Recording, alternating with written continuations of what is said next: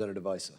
Thank you, Mr. Chairman, and I want to thank my friend and colleague from California because although he stole the shining city on the hill again ahead of me, the fact is he brought up some points that are extremely important and that I think that are concern across the aisle. And as usual, I found his comments to be more measured than some. And so let me go through a couple of things. We were the shining city on the hill. We were that beacon of hope all through the Cold War because Voice of America sent a consistent message, a message that started with whoever the President of the United States was and talked about freedom to these people who were oppressed, correct? Correct. And it did so in a very efficient fashion, correct? That's my understanding, yes. Now, as we continue to build other messaging operations, some of them were directly out of the State Department, others went through a series of independent nonprofits, correct? Correct. And as we sit here today, would it be fair to say that when the nonprofits have a cost based on publicly available figures of almost $5 per listener, well, the Voice of America runs about 87 cents per listener, that there are inherent inefficiencies in what we've been doing? It would certainly appear so from the accounting, Congressman. And that's in addition to some of the expenditures that were counterproductive to previous administrations, not just this one. Absolutely. So when the chairman tried to have a reauthorization that consolidated these programs back into their original intent, in other words, State Department and the administration worked together with all the agencies to provide a message of freedom anywhere it's needed at any time at the most efficient way. That was what you were hoping to see come out of this committee and the chairman was trying to give you. Very much so. So as we sit here today and we're trying to figure out, and quite frankly, I'd like to put into the record some historic figures on the Voice of Asia trying to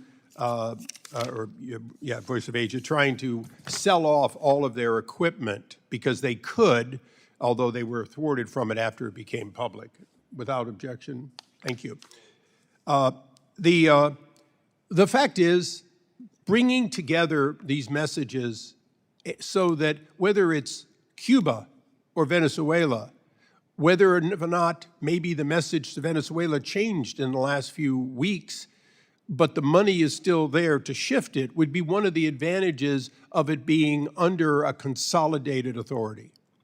Yes, and I'll just add, Congressman, the statute that created AGM directs, it doesn't just permit, it directs the State Department to ensure foreign policy consistency. And so we've pursued tighter integration and tighter coordination, and we're really supportive of anything the committee wants to do by way of reform in that vein. Now, one area that is of particular concern, I want to make sure that we all agree would be the case. We're not talking about eliminating third-party companies or individuals or nonprofits from participating in some portion of a message on again, off again as needed, right? Of course not.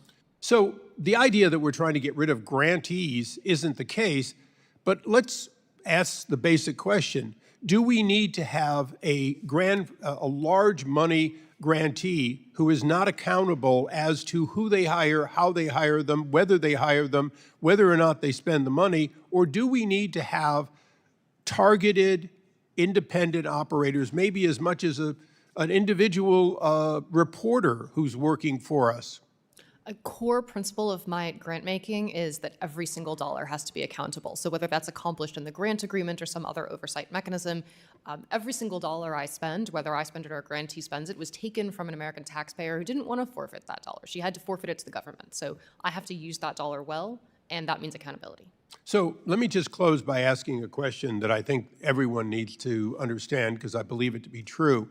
Isn't it true right now that grantees whose grants have expired are currently in litigation against the United States government demanding that they continue to receive money and that they will not negotiate a new grant, but in fact are living with basically a judge's order to continue receiving money, even if in fact they are producing no material responsive to their mandate. That is one of several injunctions that has surprised me during this administration, Congressman.